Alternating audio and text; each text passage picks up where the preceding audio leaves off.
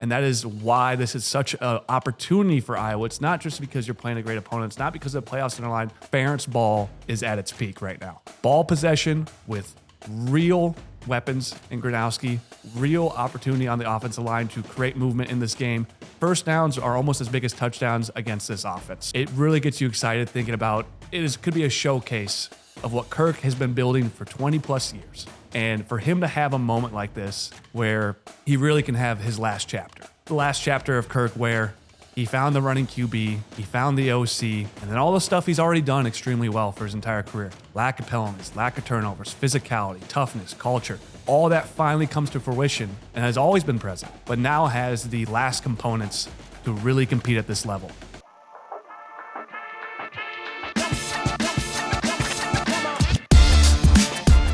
Welcome back to the ANF Podcast. Today we're going to do a breakdown of Iowa versus Oregon.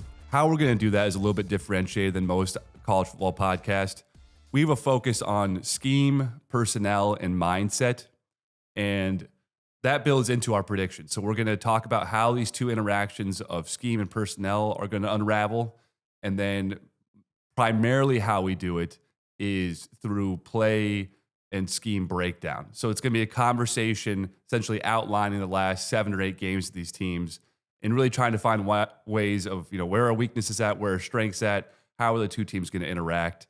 And that's going to eventually lead, like I said, to our prediction at the end. We've been doing this podcast for 2 years now, and I feel like this is probably the biggest game we've broken out where Iowa truly has an opportunity ahead of it. And they have a premier opponent where the more you watch them, the more you become impressed with what they've built at Oregon under Dan Lanning. And this is a really young staff at Oregon. Lanning is in his late 30s. Their OC's in maybe mid to late 30s. And I think the defensive coordinator is early 40s. This is a young, aggressive, confident, and almost borderline arrogant coaching staff. And they can be arrogant in the way they play and the way they develop this program because of the talent they've brought in. Obviously, Parker called them well-funded. That is going to be more to the truth of this program. But they also play in an arrogant style. And the perfect play that encapsulates that is against Penn State. It's a 10-3 game in the fourth quarter with 12 minutes left. They are in a 13 personnel set with 3 tight ends to the right, but they also bring 6 linemen on the field and run an unbalanced left where they move their right tackle to the left side, and it's 10-3 in a whiteout against Penn State. It's the pinnacle game of their season. And they could kick a field goal to go up by 2 scores late in this game, a game they've controlled, a game they have, dominated up until that point. And they decide to go for it. And they run straight counter power to the left side, a massive humanity triggered by their left tackle, world double team that moves Durant 3 gaps over and 4 yards back and battering rams the entire linebackers into 2 pulling tight ends. One is a pretty decent block, but what ends up happening is there's a Red Sea opened by Moses where Davison runs through, and it is a dominating play. And obviously the players celebrate. They go up 2 scores against Penn State in a whiteout, but then it cuts to Lanning. And Lanning's giving the throat slit to his own team, to the crowd, and being the alpha that he wants Oregon to be, what he wants his program to be. And it perfectly encapsulates what Oregon is trying to build. And on offense, they can play that way. And I think you have some plays to break out of how Oregon is. They are aggressive, they are arrogant, but they have the ability to because their O-line and running back room is national title contending. Well, you just go into the personnel of their O-line. So at center, they have a 6'2", 329-pound center. That's unheard of. He also moves exceptionally well. To his right, they have a 330-pound right guard. Their right tackle's 327 pounds. 6'6", yeah. 6'6". Their left guard is 319 pounds. World, as you mentioned, is 6'8", 318 pounds. They're massive. Yeah. Massive humanity. They also then mix in very versatile tight end plays in Johnson and Sadiq. And that really, sets up how they want to play. They can be versatile in their attacks, in their pass attack, and their run attack. But, as moving on the same theme that you were on, against Indiana, I think I don't know what the score is. It's very early on, maybe a 3-0 game at the time.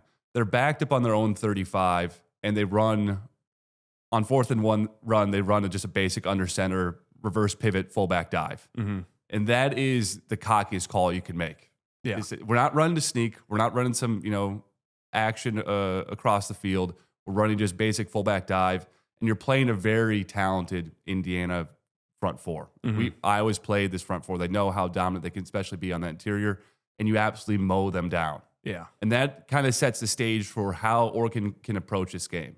They very much have a Philadelphia Eagles approach to offense, where we could take chances on first down the field, because the next 3 downs we're trying to only go for 3. And I think what this sets up then is when that counter comes. So a perfect example of this is Indiana versus Oregon. It's a 3rd and 3 on Indiana's side of the field. Indiana's in a cover 3 set, and Oregon is in 3 wide receivers left, 1 tight end and 1 running back in the backfield. And what they set up is what looks to be a QB power to the short side of the field. And from Indiana's perspective, they have to assume that this is likely run because of what we just broken down. When Oregon is in 3rd and short, 3rd and 5. 3rd and 5, the odds of you seeing another run are actually fairly high, because 4th down's coming right behind it. And that sets up this insecurity on 3rd and short yardage runs. So what they set up is, with this power look, all they're trying to dictate is this free safety's eyes. And you could see it on the play. It's Farrell from Indiana. When they run the power, his eyes just flow ever so slightly to that short side, and they're running a 2-man concept behind him, where they're running a receiver underneath him, and then they run a receiver behind him. And this is really where Moore gets to shine, is in his ability to get the ball down the field. I think I want to go back even to that fullback dive. It's something that if I'm an Iowa coaching staff, I want us to prepare for, for any 4th and 1 play, 3rd and 1, critical downs. It's something they're actually stealing from the Kansas City Chiefs that Andy Reid's been running for the last decade. And if you watch a Chiefs game from, during that time period, reverse pivot fullback dives to Kareem Hunt or any of our power backs. It used to be, one of our maybe mobile fullbacks maybe 5 years ago, but is a really common play. And I think it breaks out the really interesting personnel piece they have in their backfield. I think you start out with, the running backs. This is the deepest running back room in the country. There has been 5 guys that have gotten carries in Power 5 games. It seems like they chose Lamar to be their starter. And then, within, I think after the Indiana game, he's been kind of relegated to a role that is not going to be getting more than 3 or 4 carries. But you have now, I think the new group is, there's the top 3, Whittington, Hill Jr., and Davison. I think those are your top 3 right now. And Davison's that really interesting piece. Obviously, he's a fullback dive personnel on that, but they love to use him as a lead blocker. And he's a true freshman. So, how did you determine this guy is like a hybrid fullback in 6 months?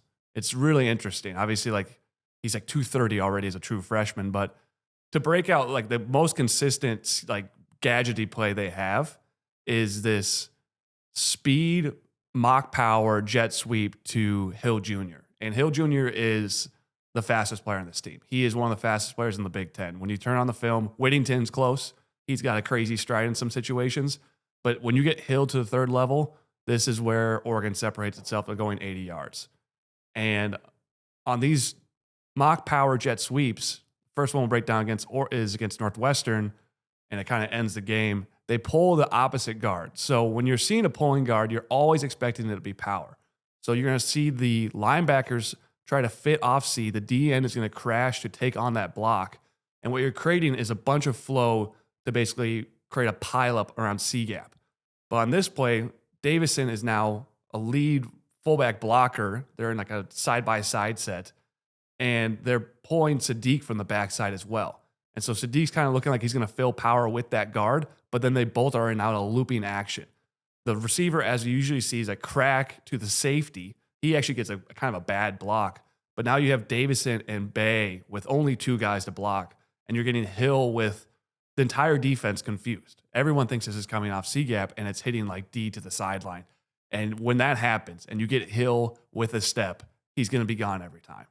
And this is something that Indiana clearly identified when you actually saw the same personnel. If it's Davison and Hill in the backfield, it's going to be going off D with a lead block from Davison.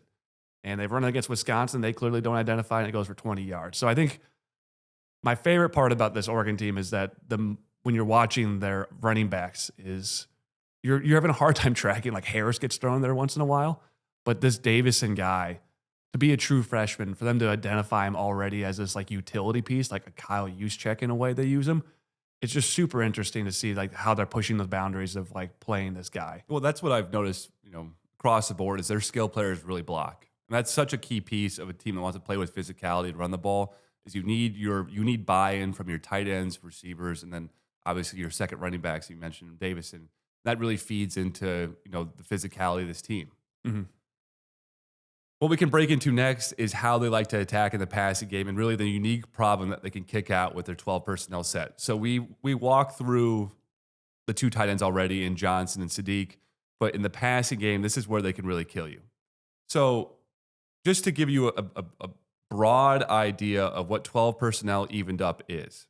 So this is one wide receiver to the left, one wide receiver to the right, two tight ends split evenly, and a back, choosing which side of the formation he wants to be on. When you aligned evenly, what it's trying to create is forcing the hand of the defense to play out of too high. Why you usually don't play out of too high against 12 personnel is because tight ends usually do not have the vertical pressure to carry the seam, and you can get away with a 3-high look because this free safety can get to either seam if he needs to. Yep. How Oregon flips it on its head is when they can come out in 12 personnel. And another thing we can walk through here is when you come out in 12 personnel, the defense has got to get a call in quickly as well. So you're more likely going to get a cover 3 variation, cover 6, cover 3 match, straight cover 3 when you see 12 personnel on the field. So they could come out in this 2x2 wide set from formation alignment alone is putting a hell of a lot of pressure on the seam. They run this against Northwestern, and Northwestern starts with a 2-high, but they buzz their right high safety over Sadiq, and they hit him up the seam for a touchdown because they're just unaware of the pressure that this 6'3", 245-pound tight end can create. He's built like a running back too. He is the most unique player in college football, in my opinion. They do a very similar thing to Rutgers, but they get it actually out of a 4-high look, a cover 4 look. But they start in a 12 personnel set, reduced where you have two tight ends line up next to each other on the right side of the formation. They then motion Sadiq to the slot, and they get him matched up on their slot safety. The high safety on top of Johnson has to take him on the post. The outside safety takes, obviously, the outside receiver on a fly. And then you get Sadiq again. You could tell the slot safety is not aware of this tight end that just motioned out that he has pace up the seam, and Moore is able to snap on it for a touchdown. And that is really the pressures you're trying to create in this evened up set. So a large part of attacking zone is about overloads. Mm-hmm. And when you have two receivers and tight ends to either side of the field, your overload is your running back. So what that's telling me is you're not going to be a heavy sideline passing team. You're not going to be a heavy flood concept team. You're really actually limiting your receiver screen game as well. So what you're trying to set up then is deep end attacks, post attacks, and seam attacks. Mm-hmm. Where your numbers advantage is going to be is the various combination of interlocking crossing routes that's going to confuse defenses. And you also want to, again, force 2-high looks, force them to respect your deep ball from both sides of the field. 100%. And you're breaking down the tight end personnel, the offensive line personnel, and the running backs, and you're going like, why isn't this team? How did this team lose by 10 to Indiana? What is the chink in the armor of this offense? Why is this not a true title contending team at this moment? You struggle against Wisconsin for a little bit in that game, only up 7-0, and it's because of Moore's ability to execute on 3rd and short and 4th and short. And we'll break into 3 plays here, but it's against Wisconsin on their first drive. They get an onside kick. They have all the momentum. They're going to go out and, cruise this team by 40. And they set Moore up with this kind of quick motion to the outside receiver onto his left. It creates an outside leverage throw for him. Now that he has a receiver now has the ability to hit an out route on 4th and 2. He gets the look he wants, and he balks. He breaks. Moore's looking right at it, and he doesn't throw it. And then in 2 other plays on 3rd and short, it's kind of like when you just watch him over and over, you just see him like make these misreads. And against Indiana, same kind of scenario. You're on their side of the field. It's a 3rd and 6. You have trips to right with a receiver to the left and a running back to his left. at the snap, they're running some sort of match concept on the left side of the ball for Indiana, and the receiver eats up that corner. So the running back is on a wheel route. And right when you see that corner eaten up, the play's on. You have the ability to hit this for a touchdown. The middle safety, he's got trips to his right, so he kind of instantly takes 2 steps to play to that. When the running back's running the wheel, they have a linebacker running flat. So he's running to the sideline, almost flat down to the first down line, thinking this is some sort of arrow action, something to the sideline. The play is there. All Moore has to do is float that over 21's head, release it right when he's kind of breaking vertically. He's looking right at it, but he balks. I don't even know if he balks at that one. I think this is what I've seen from him is he stays on one, and if one is not open, he comes away from it. I think he was on Moore on whatever maybe interior breaking route, and he didn't even consider the actual read that you need to see, which like you broke it down perfectly. If that corner's eaten up early, you have the ideal scenario of a running back with pace against a linebacker in a wheel route. And the linebacker's doing exactly what we want him to. He's shooting. He's not like getting not taking depth. the He should 45-degree angle. He should be getting 45-degree angle, and he's shooting towards him, so it's there. As well as he has a drag from that stack to the right. So he has like 2 options wide open on this like critical down, and I think he's said it right. I think he's looking at Moore, and he doesn't see it. And so he ends up scrambling to the right and losing 3 yards. So he doesn't even get rid of the ball either. But 2 open guys. 2 open guys. And then the last one is against Penn State on their first drive. Maybe first or second drive, but it's a 4th and 2. He loves the 4-yard hitch. Like if you can take away that 4-yard hitch on 3rd and 4, 3rd and 2, like you can get his eyes down scrambling. He's got Bay on a cover 2 beater. They're in like an all-out blitz look, but then they drop into it. But Bay still finds between the linebacker and the corner and sits down. 4 is like on this blitz, one of the Penn State safeties, and kind of sits in the hole, and you wonder if like that's what like got his eyes. I think that's what got him. Yeah, but he's got Bay if he like plays with confidence, just rips that. Like he could like either layer it too, and he brings his eyes down, and rather than like trying to find a second target, he just scrambles, and then he hits this really weird spin move where it's like there's 3 guys all within the first down line. And he spins knowing that there's like a tackler there. It seems like he's like a little sped up. Like he's seen a little ghost. He's not playing with an extreme amount of confidence. And I think you said it perfectly. When he's at his best is when he's in a one-on-one situation deep. And so I think if you're thinking about how Iowa's going to play this game, 2 highs a requirement and 7-man drops. And let this guy, if he doesn't find his one early and he has to fit a window, he's not very comfortable doing that. Yeah, that's really what we've seen from him is against 7-man drops over the middle of the field, the intermediate 7 to 10 yard throws, he is not fitting windows. He's not playing with confidence. That might feed into the level of running attack that he has. Mm-hmm. I think what I've seen from this Oregon passing attack is they are very eager when in 4-man rushes to attack down the field. They see that as an opportunity to utilize these talented receivers. You have a very talented O-line who can provide more time. Worst case scenario in a 4-man rush, he's going to be able to extend plays. So they see that opportunity to go deep. He's not trying to throw fitted throws over the middle. Mm-hmm. And that really sets up well, as you mentioned. 4-man drops, 2 high looks. The key for this, then, is can you stop the run out of 2 high looks? And what I'll break into first is really why you want to stay in 2 high against this team is because of the explosive nature of their run game. So Rutgers early in the game rolls to a backside cover 3 blitz. So where you bring your backside safety trying to anticipate a play action set from Moore, which is fairly common. They do run a fair amount of under center play action boot to him. They get choosy with an opportunity to bring their backside safety behind the formation.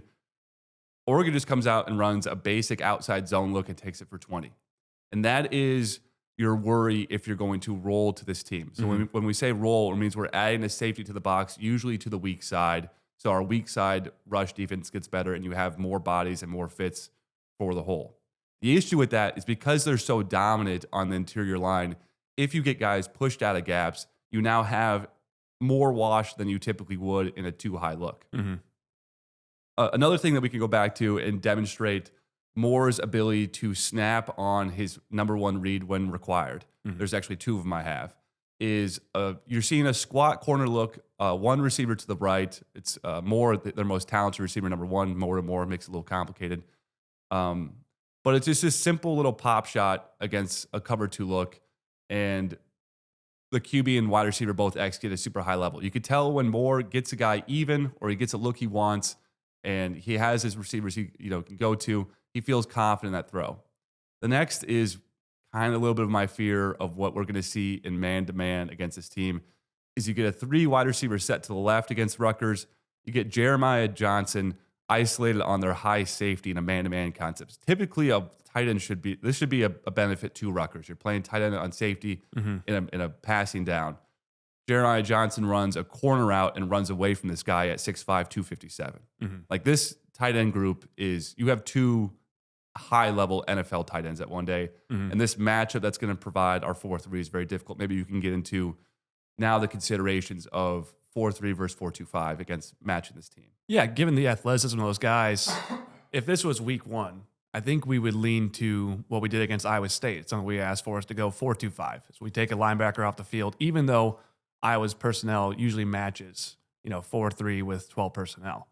But given the athleticism that we've kind of seen by Rexroth as our, strong side linebacker, I think we're going to stick with 4-3. And I think you want the body against Oregon. When you're playing Iowa State, and obviously they use Brahmer and Burkle to such a high extent, almost as receivers, and they isolate them one-on-one a lot, you're like, oh, we should go to a 4-2-5. But in this situation, a 4-3 makes sense. Given that Montgomery's got a little more speed at middle linebacker, it feels like you've lightened up in a way in your 4-3 set, so you're not under the same pressure you were in previous years. But we saw really high-level 12 personnel play in 2021 Penn State and 2022 Michigan against Iowa, and a lot of stick routes and a lot of isolation routes to guys in the NFL now. Schoonmaker for the Cowboys, Theo Johnson, Bretton Strange.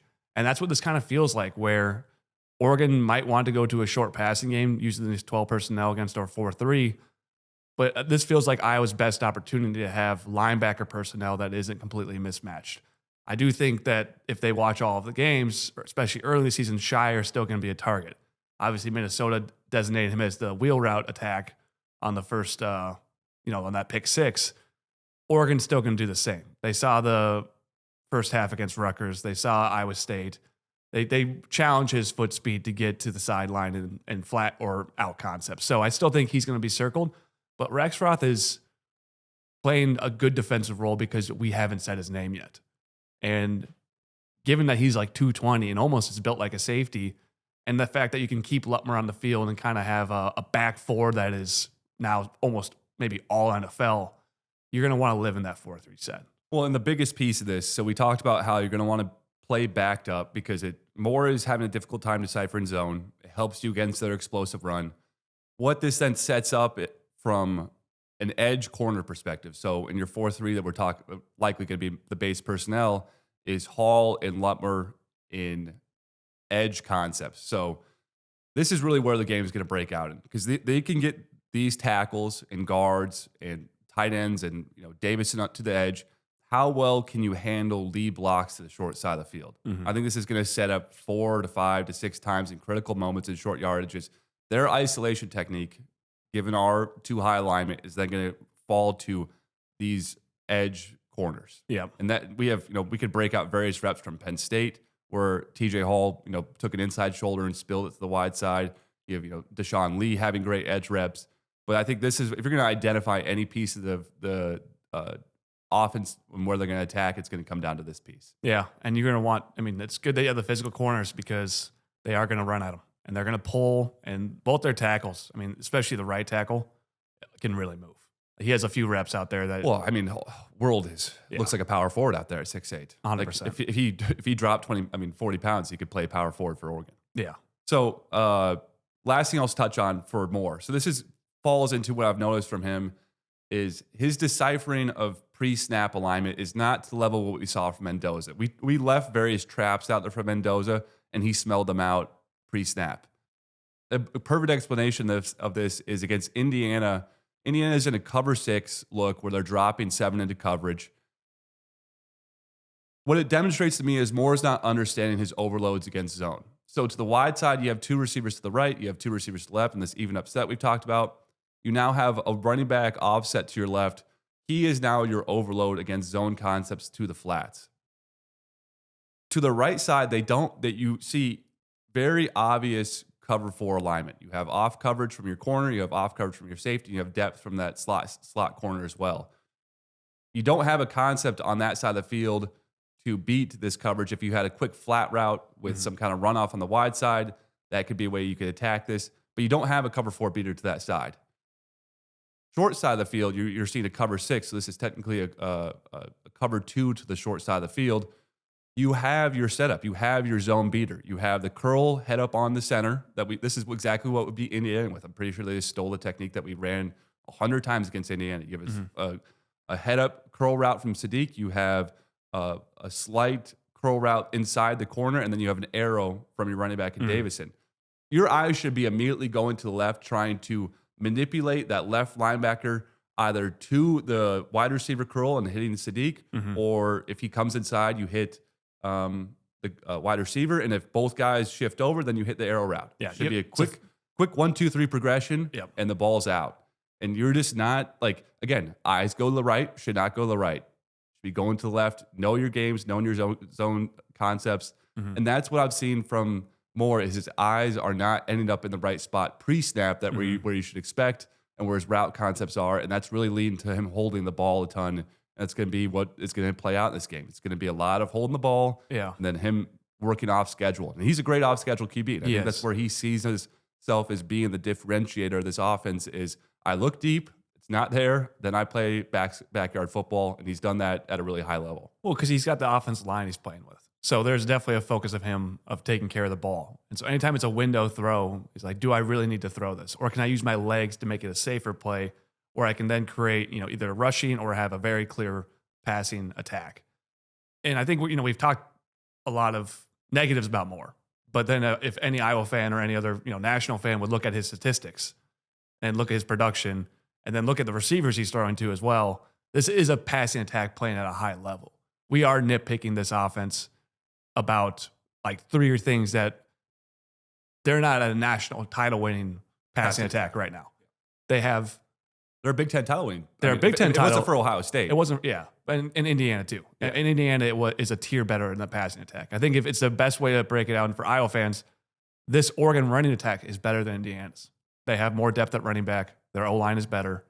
But the separator between Indiana and Oregon is Mendoza with Surratt and Cooper. We're at an extremely high level of timed up actions. Oh, and pre-snap identification. Mendoza, if you left a sandwich out there, he was eating it. Yeah, and then Mendoza's legs on 3rd and long. Moore's got legs. They're not Mendoza. And it's just the decision-making over and over. You just watch Mendoza versus Moore. Mendoza's playing at a higher level. So I think that encapsulates their offense. I think we can move on from there, but expect an offensive line that is going to chew. It's going to be really hard to hold these guys given that we're going to be playing 2 high looks, given the speed they have at receiver. And I think we should break into the receiver personnel pretty quickly too. This is still immensely, the top 3 are immensely good. And Moore and Benson and McClellan and Bryant. Those top 4, if they were on Iowa, they'd be getting 8 to 10 schemed up plays a game. It'd be like Wegen where we're like, we got to get this guy the ball. And so it's not like this passing attack is lacking diversity, given the 2 tight ends as well. It's just we're pushing back on is Oregon going to win a national title? We don't think so because I think this passing attack just needs another year to develop. Yeah, and that's they're really young in the receiving core, and I think that also hurts them from an adjustments perspective. Because what Indiana can do pre-snap, post-snap adjustments, they're synced up, they're timed up, they know where they need to go. And schematically, they don't run a lot of RPO and they don't run a lot of quarterback read unless it's 3rd and short or 4th and short. So you're not going to see Moore on 1st and 2nd down run a lot of keepers. And you're not going to see a RPO game that's going to break out in a really aggressive way where it's almost always present. So schematically and, high end ceiling of this pass attack, it is lower than Indiana. It's just, we're trying to find ways to critique this team. And then I think back to all the plays I watched from Moore and some of these receivers. I'm like, they are really good though. You still want to give them credit. It's just there is some stuff that when they are throwing the ball down the field and that, anything 20 plus, it's the highest level you can find in college football. Yeah. Other than what you saw Indiana do is just get depth. Mm-hmm. We're not going to let you throw deep. We're going to discourage deep shots. Yeah. And we're going to force Moore to find something underneath and then, make a play outside the pocket. Yep. And okay, last thing I'll touch on before we move to offense. But I'd like to see, because this O-line is so talented, you're going to have to play some games up front to get pass rushes. What we used against Brock Purdy in 2021, I think, is the technique. So what you do is you have a four-man rush, and you take your lefty end. So this, in this particular case, it'd be Ethan Hurkett. You're going to run a three-man slant concept across the face of the O-line. And what it's going to set up is Moore is going to feel to his strong side, the side he wants to roll to, his right hand. He's going to feel this DN come across his face, which means he has an availed edge to extend to. If you can get into your four-man drops where we talked about him, once he gets off one, he's scrambling or he's looking to create. If you can get him off one and he's got this pressure where he feels inside pressure across him, now you sweep Hurkett to the wide side of the field and he is going to run right into him. And I think you want to set this up as many times as possible. Maybe you find someone with a little bit more side-to-side agility. I think Hurkett's fine in that position, but you maybe a Merriweather, maybe someone with a little bit more speed there. But I think this is how you rush the passer: is you bake in his tendency to scramble. You bait him. You bait him, and you're not going to get a lot of typical 3-man, 5-man drop or 3-step, 5-step drop rushes against these tackles. Like their advantage at tackle to our DNs is immense. So get tricky with it. Use this sweep game. Use his tendency to scramble, and maybe that leads to a couple sacks. Yeah, I think it's time to move on to Let's do it. Defense. So the ANF Podcast is sponsored by Eye Surgeons Associates, proudly serving Eastern Iowa and Western Illinois for all your eye care needs for over 40 years. Next time you're looking for an all-inclusive beach vacation, consider Via Puesta del Sol or Via Puerto Escondido, both of which overlook the Pacific Ocean in Ocotal, Costa Rica, providing an exceptional all-inclusive experience for your family and friends. Visit their website, linked down below, for more information or to reserve your trip today. from a defensive perspective, this is a near identical setup to Penn State. How I would describe it from a personnel breakdown is they are kind of a mesh of Iowa State and Minnesota. So where they differ from Penn State in the scheme is their corners are built larger. So they have 6'1" and 6'2" corners at 203 and 195. Really the edge defenders you want in this type of scheme. And I'll break out why. On the interior, you have a massive humanity. You know, we can break into personnel later, but what they're really trying to set up is a 4-2-5, 4-3 look where you have a high. What you really do is you take your slot corner and you put him at 8 yards. And in this case, that's Thieneman, number 31. Your next aspect is these 4 down linemen have A and B gap responsibility strictly. This is not your typical 4-3 DN look where they're going to get upfield. You're going to have various shooting actions from these 4-3 DNs. They are trying to create a wall from sideline to sideline. You then have your linebackers who play outside tackle techniques, very awkward techniques. But what it does is it sets up a realm where they no longer are accounted for in basic zone sets moving away from them. That sets up various abilities to attack off backside C with blitz concepts when needed. Then the back 5. So this is really the tricky part of this. And this is why teams like to stay in 2 high and why this 3 high, 5 high look is so goddamn dangerous is because of the variability you can set up in the passing game. And what it sets up is a 5 high look where you can rotate. We've done this. I've broken down this multiple times, but it's like a wheel of rotation where you can keep 3 high deep and play 2 press corners. You can roll the 4 high and press 1 corner, and you can roll the 4 high and press 1 corner the opposite way. You also can buzz intermittently these safeties down into intermediate zones. But what it sets up is it really discourages deep passing attack. It really makes it very difficult for QBs to decipher who's going to drop down into intermediate zones and who's going to stay deep. And at the top of it, it really sets up these corners in strong squat positions. You can always keep these corners in squat if you want to, and that really helps you defend your edge, and you become a really solid, flat defending team. Like the strength of this team, and we'll break it out with the first breakdown we're going to do, is a 3 wide receiver set to the right side of the field against Indiana. They run an interior RPO look with a wide receiver bubble screen. How you align with this 3 safety look when you have 3 receivers to the wide side of the field is you're able to bring 2 corners out there, but then you can rotate Thieneman. Instead of having him at 7 to 8 yards, you drop him to 11 on that side of the field. Now you have numbers to the wide side of the field. The key player here, and why this formation is so unique, is this awkward outside linebacker. So he is splitting the difference between the outermost receiver and the tackle. And what he's able to do now out in shotgun sets is he can defend backside C if there's an interior run. He can defend QB read if you pull to him. There's no one there to block him. And then he has the speed to come out and defend the wide receiver screen, which is such a major part of modern college football. So it's really setting up this linebacker to defend all of modern college football. Inside zone, QB read, wide receiver screen. Yeah. And you see it play out with a simple inside zone look out to Cooper on the edge. You get a really strong play through from 22. He plays through Surratt. He's a 5'11", 185 safety, but he dominates Surratt on this rep. And then they stop it for a 0-yard gain. And this is Indiana's strength of their team. Is wide receiver screen, and you shut it down right away. That really sets up what they're trying to do. They're trying to squeeze the middle and set up spilling action to their edges. And I think the last thing I'll touch on, I'll kick it back to you. Sorry for going so long. No, that's fine.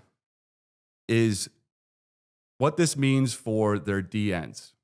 So their DNs, when they're left on down block. So what that means is when you have a head-up DN on a tackle, if the tackle is going to block down in front of him, he is always sliding. That is the only technique I've seen them operate. This is exactly like Minnesota. You have incredibly heavy guys, 270 and 263, large body dudes who all they know is to close down B. All they know is to close down C. They have no responsibility to the edge. They have no responsibility up the field. And that is where they are the weakest. Because you're playing this safety at 9 yards and because you're playing these outside linebackers outside the tackles, there is an ocean of space in the run game right behind them. So what they cannot do is they cannot get upfield. They cannot play to C and D. They have to keep this interior tight. And that sets up various assumptions on how you attack them. Exactly. And I think you broke it out just like Iowa State. The more you think about it is really committing to the flats, really committing to, coming off C-gap with those linebackers. And Thieneman operates just like Neal did, where he's really behaving more like a linebacker in most situations than a safety. Obviously, if he doesn't have trips. If he's in a lined up middle 4-3 set, he's playing, holding his ground or taking steps forward first and then dropping to the Tampa 2. But I think you mentioned there's a bevy of space. If you can play a space game with getting them in a too high look or some sort of, 12 personnel where you can space them out as well, we talked about them being arrogant on offense. They're being arrogant with the defensive line. And this is where their kind of weakness is. They are too arrogant with their defensive line.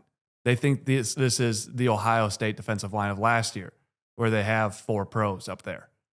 And they rely on them too much, in my opinion. I think Northwestern showed you could run against these guys, and they kind of blew some key plays in that game.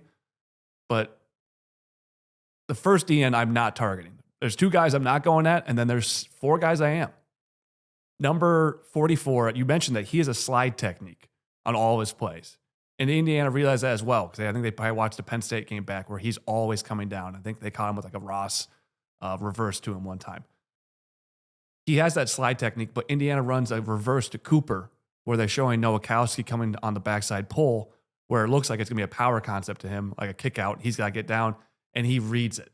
And it seems like 44 is every game he gets better, and he consistently flashes. This is a guy you probably more so want to keep in speed concepts and be aggressive against. But don't be physical at him. Don't be physical at him, and don't make him have a decision because he's getting better as a decision-making throughout the season. He's starting to play fast. But the other 2 DNs they put on the field consistently, number 10 and number 9, are guys you want to attack. And Iowa will have success attacking them. I have not seen good run reps out of either of them pretty much in any game I've watched. But the other issue is when you're also relying on this front 4 is 52 and Washington. This was number 4 on Bruce Feldman's freak list for a reason. I think he squats 700 pounds. And at 338, I want to say he ran 20 miles per hour, damn near 21 miles per hour. 6'2", 338. Had a 36-inch vertical leap, which is funny. He has a 36-inch vertical leap, but there's a play against Penn State where he sits backside on a screen and they lob it over him and he gets about 10 inches off the ground. I'm like, where's the vert? But he has a play against Indiana where he has a bull rush against their right guard and puts him in the locker and shoves him into Mendoza and makes this huge play. It's like the entire essence of how they play. And I think he's the key. Him and 44 are the key why these rushing numbers are low. I think that their linebackers play extremely physical when they're given the opportunity to have, but not overly instinctual. No, I'm not seeing them pre-snap identifying and shooting as much as you want. Granted, that's not really the scheme either. Well, yeah, schematically, they're not aggressive. Indiana is all about chaos. They're trying to bring unique looks and bring pressures. Oregon is really trying to play a simplistic Jim Knowles type defense where they're relying on this front four. But going back to number 10, I think you can cover number 9. 10 is, DJU's brother, the Florida State QB that went to Clemson and then to Oregon State, and then I think he had it at Florida State. But major recruit, top 50, 4-star guy, but he is just not about it. And you hear us say that a lot. He only activates in his care on 3rd and 10 and 4th and 10 and long when he can run a some sort of speed rush or he hits a nasty spin move against Northwestern. But in run concepts, he's checking out. And he really has almost zero motor. You have the first 2 plays they're going to break out is against Indiana. They have an inside zone concept where on the 2-yard line, and Indiana really bullied their way down the field on this drive. The rest of the D-line wins. They hold firm on this, 1st and goal at the 2. But 10 gives us, first off, is in a 2-point stance, jumps into the tackle, gives him a soft inside shoulder, and then gets driven back into the end zone, almost like he's not even playing. Like he's just, the play is going on. And he's 6'5", 272. Like this should be a battle and a half at the point of attack. Clearly a strong guy too. He's not, doesn't lack strength. And then their next goal line rep, he's on a head up. They're in an overload situation. So they got their right tackle on a unbalanced right. So he's head up on a tackle. They down block from another tackle to his left. He goes for a 3-gap ride, 3-yard vertical ride into the end zone and gets completely washed out of the play. So Indiana targeted him on both of their goal line runs, saying, if I'm Iowa, I'm circling the hell out of him, going, everything goes at him. Because 44 is playing really hard, playing smart, and he's just a more talented player. And you can break into 9, but there's a real opportunity here. So 9 he's their backup DN, but he's also, when we're going to come out in 12, they're likely going to go this 5 front where they run more of a typical 3-4 look, but he's truly like a DN body. He doesn't have, they'll drop him in coverage, but he plays in their 4-3 DN look. 2 plays you can demonstrate where he has struggled against the run. Actually, one of them is a really good breakdown of a method of attack that Iowa can also utilize. So this is a 11 personnel set where you're lined up at a pistol with Indiana. What you're trying to set up. So we talked about the insecurity they're going to have with that pocket of space behind the D tackles because of their off coverage safety and their linebacker alignment being outside of the box. So how Indiana takes advantage of this is you run what looks to just be a simple inside zone lead or inside lead at the interior of the defense. 28, their outside linebacker fits inside to defend A and B because of that insecurity. He then bends it back over the top at their left tackle, and 9 is your technically backside DN on this look. You can see he just does not have the punch you need for a 4-3 DN. This has to be a violent rep of a punch, lockout, and get ready to rip. He kind of punches, and then he jumps back. Mm-hmm. Like this is negative technique of how to rep a 4-3 DN. Him and 10 both do the same thing where rather than punching and attacking, they'll just drop a shoulder and hit their left shoulder or right shoulder on the line where you're doing nothing. Yeah. You're just a part of the play. You're getting blocked. That's a high school rep. Yeah. So the other aspect of this is not a play probably most people saw, but it's really late in the game against Northwestern. It's a 4th and 1 rep on Northwestern side of the field, and you run this pulling tight end kick out block against 9, and he gets absolutely nuked by a 240-pound tight end. Yeah. And whenever I see action like that, I'm like, you're about to go play Iowa. This is the team that, they consider themselves the most physical team in the country. And you're going to take a pulling rep like that from a tight end. Mm-hmm. That means you're seeing large to your face. That means you're seeing peeper to your face. It means they're trying to set up maybe a dunker pull on you as well. Yeah. And we're going to make your life hell. If this is your rep against a Northwestern tight end, you are going to see that 10 times this game. Yeah. And that's really setting up, we had a very similar setup with Minnesota with very similar techniques. Mm-hmm. Trying to rely on 4-3 DNs, but you got 2 of them that might not be ready for war. Yeah. And that's the key. I think when we can spot with the current scheme we have, with Gronowski, with the offensive line, with the running backs, like you have the ability to really push buttons when you don't have high-level DN play. This scheme is like the first guys I'm always watching when we're in our current state is DNs. And if I see guys who aren't playing at a high level, I expect success. So how then do you attack this with Iowa's personnel skill set? I think what we're going to go to is 11 personnel looks. And I think there's 2 or 3 ways to break down the looks I want to try and create, or I think they're going to try and create. One is this opening set of a pistol set by Indiana out of 11 where they play 3 wide receivers to the short side of the field. Because Oregon does not have slot defenders, what you're really setting yourself up for is the ability to run boot without anyone preventing that.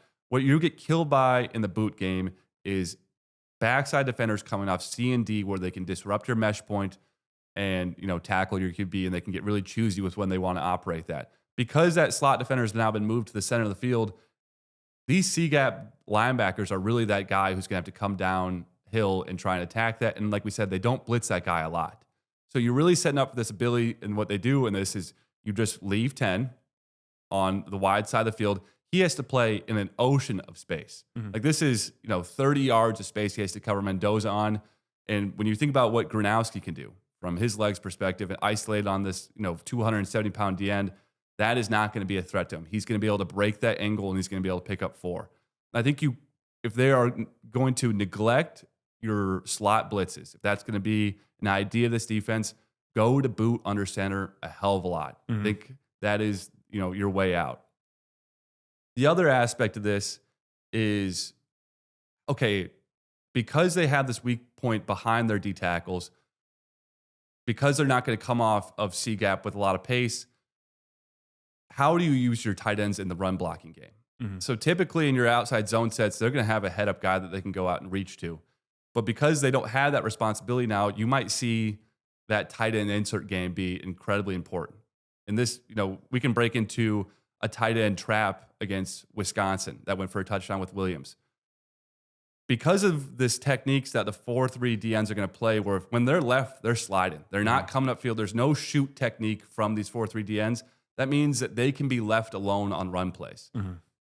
And that's what happens in this Wisconsin game. You have Gronowski holding them to the wide side of the field with his QB read, but because Large can come down and kick out that D tackle on a trap, you now can cascade your left side of the line to the 3 linebackers, and you set up an alley for Williams to go for a touchdown from 25 out. Mm-hmm. And that's really what we're going to have to consider is because the DNs are not playing upfield, what does that mean? Mm-hmm. It means these are going to be highly influenced individuals. You can leave them a lot of plays. I think the next evolution of this then is how do you manipulate these guys within the option read game? Mm-hmm. And this is where this is almost perfectly designed, again, for Lester's scheme. Mm-hmm. If you are going to play a heavy individual at 4-3 D end, you're never going to change his technique. He's never going to come upfield. Mm-hmm. The attacks of tight end slide to kick him out, that pressure he's going to feel to close down that gap. The pressure you then can create where you can dodge him and run to the flat so we can break out that large play against Wisconsin where you have that very difficult technique of someone coming to your face and then dropping you and then running to the flats. You also have all the baked in, insecurities of power. You can run various switch techniques on trying to wrap him when they try and fill the C and they slide to C. So I think this is just setting up for really an ideal scenario to use Gronowski in the run game. Mm-hmm. I think my biggest takeaway from this, without these slot defenders, with his very basic DN slide techniques, you are going to be able to get Gronowski to the edge multiple times. Mm-hmm. And I don't think they have the back safeties to end his day. Yeah. This is not like a Penn State of old. This is not a Wisconsin of old where Caputo's coming down and killing you. This is a safety group that isn't going to end your 230-pound quarterback's night. They're not the biggest guys, but I would call out 22 and 21 absolutely whack. They whack. But they're trying to talk after too. Those guys come in they're playing extremely hard and trying to absolutely detonate on guys. And you've seen 22 insert against a guard and blow it up before, even though he's 180. They have a lot of physicality in that back end. I think if we want to sum up their defensive philosophy in this.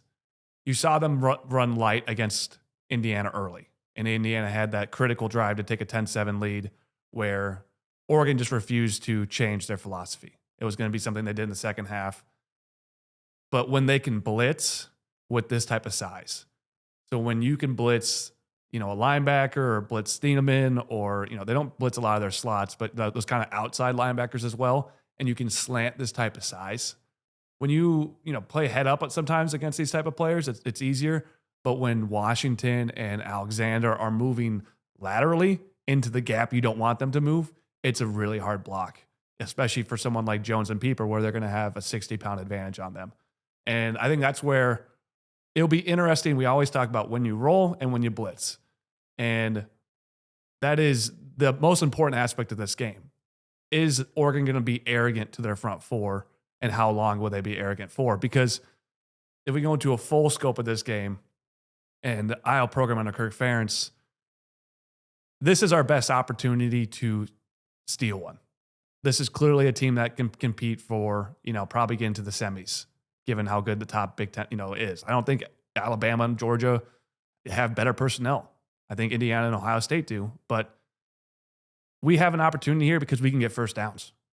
And our base stuff with Gronowski, with Weegen, with this offensive line and these running backs in the box against this type of scheme, you can get first downs early in this game and in the second half as well. And how Iowa wants to win this, if you look at the Oregon personnel and offense, where you can't make a wrong choice, whoever you're giving the ball to, it is, 8 to 10 touch guys on every Big Ten team other than Ohio State. It's the only personnel that looks better than this throughout the entire, conference, is you have to possess the ball. And you have to drain, 2 first downs, you can drain half a quarter. And you allow this anxiety to build up like it did against Indiana, where you have Cignetti blowing a gasket in the second quarter, realizing that we're going to be in a 4-quarter game. And it is so critical to get this team to play 4 quarters, because we've seen more balk in key situations. It is still a really young team on offense. They're asking a lot of freshmen to be contributors. But if you allow this team to take an early lead and they can start playing with confidence, there is a lot of guys who can make a play on this field. So let me just break into the last 2 techniques. So the Weegen motion and the Weegen sweeps to the edge and jet motion, theoretically, this sets up really well for that group. You're seeing a DN that doesn't have upfield responsibility. Your defender you're trying to influence is this outside linebacker. Weegen likely has the speed to break that angle. The key piece of this and why it's going to be struggled, our screen game, our wide receiver screen game, and our sweep game are going to be they're going to be in turmoil. This is not going to be our typical sets, is because of these edge corners. Yeah. These guys are not going to get blocked well by our receivers. Mm-hmm. And that's really where you have to set up a lot of this stuff up. I think then what you do is you have to invert that with a lot of interior screen. So we talked about that. We have that Weegen screen we showed against Minnesota. I think we go to that with our tight end. I think we go to it with Weegen multiple times because of that vast area behind the T tackles. They are trying to force you to these flats with their strong corners. Don't take the bait. Yeah. It looks like wide receiver screen's there because you don't have a slot defender. It looks like sweep is there because you don't have a slot defender. These guys play their best moving to the flats. This is where their fits make sense. Yeah. This is where they're trying to force you. You have to attack this front four, and you have to move them out of gaps. You have to move them vertical. Run a bunch of counter actions too. You're going to want to attack these D tackles and leave them with, quick counters from a tight end puller, or even having that slot motion from Gill or RVZ, where you can definitely have a pin and pull concept against his DNs. They're just relying so much on that front four. Play as many games as you can. And don't be afraid to leave these DNs. They don't have upfield responsibility. You're not going to get a random, blitz. Mesh point blitz, which is how a lot of those read options get killed. The last piece, and then we can go into predictions, is what they're trying to set up with this 5 umbrella look is their Tampa 2 look. And you almost consider it like a cover 3 look because of the ability of Thieneman to get vertical on it. But the idea is then now you can sit both corners and squat. You can have both high safeties play halves. And now Thieneman becomes your extra man anywhere you want him to be. You can buzz him to a whole spot against curl routes, which we're going to try and attack. We're We're going to try and utilize that same curl, that head up curl game that we broke out Against Vonamie. against Indiana. That's going to be our major avenue of attack is curl, curl, arrow. Yeah. That's truthfully, it's where we're going to go most of the game and passing game. Thieneman can now be your extra man to all those spots. You can play games with him all over the place. How can you get him moving forward to get over the top on him? And it's going to be very difficult. I think where you're going to have to go is intermediate passing outside the numbers. I think taking advantage of these squat corners, and they're going to sit in a ton of squat this game, if I had to guess, just because of our lack of ability to attack downfield. Mm-hmm. The last piece I'll talk about is the QB run game after the pass. Yeah. So because this is setting up a little bit like Minnesota, where you have really heavy DNs that don't rush the passer well, and they're very much focused on creating pockets and shrinking gaps and shrinking the pocket. What this is setting up for is you could have long developing play action plays where you can attack over the middle of the field because you're not getting a lot of blitz sets and you're not getting a lot of natural pass rushers. Yeah. The other aspect is QB escape. So against 4-man rushes with heavy bodies, Gronowski is going to be more athletic than this bunch. Mm-hmm. So what does that set up? It sets up QB draw. I think another key aspect you probably want to bake in is a reverse out escape from your QB. Because they're trying to squeeze. They really run bull rushes on the outside. Do not be afraid to take the wide boot and just use your legs to get outside these guys. You're going to... I think 10 takes wide releases a lot. You think so? And 44. They're both hitting outside shoulder almost every pass rush. So at least on third down. Third down. It may be on if you're talking about first and second down play action fakes or some sort of boot instantly. That's what I was more... But they're almost always But first and second down reps, it's going to be bull rush. Yeah. Because they have run responsibility on first and second down all the time. Yeah. So you're not going to get them freed up acting outside that. But then it just really comes down to when they roll. You're going to see pressure out wide in this set. That's what they do well. They can run these pressure looks from their corners. They can force you to make throws outside the numbers that are difficult. Mm-hmm. How well can Iowa do that? I think what you want to do more than anything is you want to put this game on Gronowski's legs. This is the game to run him 15 to 20 times. Yes. I'm not overstating that. This should be take the handcuffs off, let this guy go. If you want to win, if you want to make the playoffs, you got to win this game. Yeah. He's strong enough to hold up. Yeah. He's got, possibly 5 games left in his career. The NFL is not on the table 100%. There might be an opportunity to play for Ravens or Eagles in a backup situation where you emulate the starter, but time to put some tread on the tires. That's a great breakdown of their defense. We didn't really touch on their linebackers, but I think they're not playing at an all Big Ten level in 54 and 28. So when you break down their front 6 or front 7 of all the personnel we just discussed, Iowa will have the opportunity to win consistently against that group in a way that can keep this game competitive. And it's not, they're going to have their own reps. Obviously, you look at the Indiana rushing numbers when they started to employ more blitzes. You look at their entire rushing defense throughout the season. But I think the Northwestern game really gives me some confidence that Northwestern established a run pretty much throughout the game, just was horrible in critical situations. And picks, the first drive, a fumbled pass attempt on their second or third drive, and then blew a 3rd and 1 in the second half, down 17. And really just able to drag them into a game. I think Iowa has the opportunity, given Oregon's front 6 and the way how arrogant they played that front 6, to drag this into a game. And it's what Iowa has not been able to do in the previous, 10 top 10 matchups outside of Indiana, because we aren't able to pick up first downs and really chew this clock. And if you look at that Oregon offense, we break down their dominant offensive line, 5 running backs, 4 receivers, a quarterback that has NFL aspirations. You want to keep them off the field. You want to make this a 45-play game, exactly how Iowa and Minnesota really want to possess the ball. And you have the opportunity to possess at home in a crazy environment.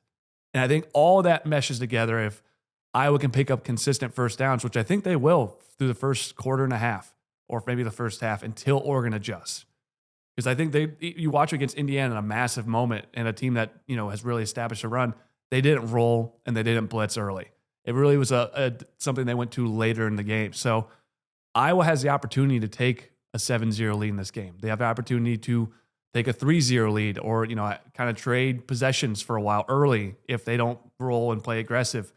And that is something unique for this season. It is a unique offense for Iowa to pair with this crowd and to pair with this defense, because you can actually start to squeeze the ball a little bit, take the air out of it, let the intensity ratchet up, let the insecurity ratchet up, And that is why this is such an opportunity for Iowa. It's not just because you're playing a great opponent. It's not because the playoffs are on the line, but truly Ferentz ball is at its peak right now. It is ball possession with real weapons in Gronowski, real opportunity on the offensive line to create movement in this game. And first downs are almost as big as touchdowns against this offense. So it really gets you excited thinking about, could be a showcase of what Kirk has been building for 20 plus years. And for him to have a moment like this where he really can have his last chapter, the last chapter of Kirk where he found the running QB, he found the OC, and then all the stuff he's already done extremely well for his entire career. Lack of penalties, lack of turnovers, physicality, toughness, culture, all that finally comes to fruition and has always been present, but now has the last components to really compete at this level. And real competition and real competing for Iowa in this moment can change this program. It is not, we're going to survive and hopefully you make a mistake. We can be on the front foot against an Oregon team that is competing for a national title legitimately. So prediction-wise, I just can't take a loss. I think there's too much momentum within this Iowa football team, this Iowa football program, and what they do well. From an offense perspective, as you just broke out, the ability to possess the ball, the ability to squeeze the time and clock in this manner, and just what Oregon's got to step into. This is not a normal environment. Kinnick at 2:30 in November with a lot on the line. I'm going to go with 23-20 Iowa Hawkeyes. Awesome. I want to believe. I just broke out like this is a moment, but I think Oregon's offensive line allows them to play comfortable in this game. And I don't think we had an opportunity. We broke it out in the season preview where Oregon can overlook this game. Now you have big noon kickoff. Now you have 2:30 CBS. Now you have NFL and the nation watching this game.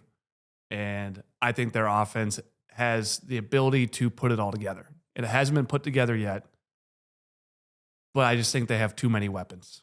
And the Indiana game, we made 3 turnover plays, 2 4th-and-1 stops, and obviously the big pick by Lutmer. I don't envision 4th-and-1 stops against this type of team. And I think that's what's going to be required with the aggressiveness they play with. But I think short yardage, this is the Eagles. This is a team that's going to be really hard to get out the field. And I think 1 or 2 busted plays. The more you watch Whittington and Hill and all these receivers and tight ends, it just feels like maybe the moment is for Oregon to let this skill run wild and to have a comfortability where, this O-line can give more a lot of time. And so I'm going to go with a 23-17 Oregon win. I do think Iowa keeps it close, but I think that landing arrogance and the way the nature of they play in that second half where he won't let this skill go down. He won't let them lose easily because of his aggressiveness. So even if Iowa has a 10-7 lead in the second half, let's say, and we do force a stop on their first possession on their own 30 on 4th-and-1, they'll go for it.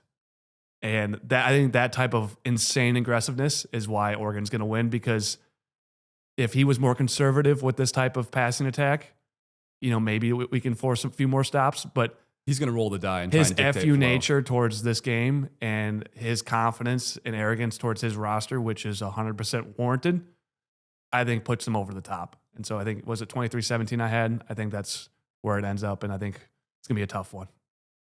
But go Hawks. Go Hawks.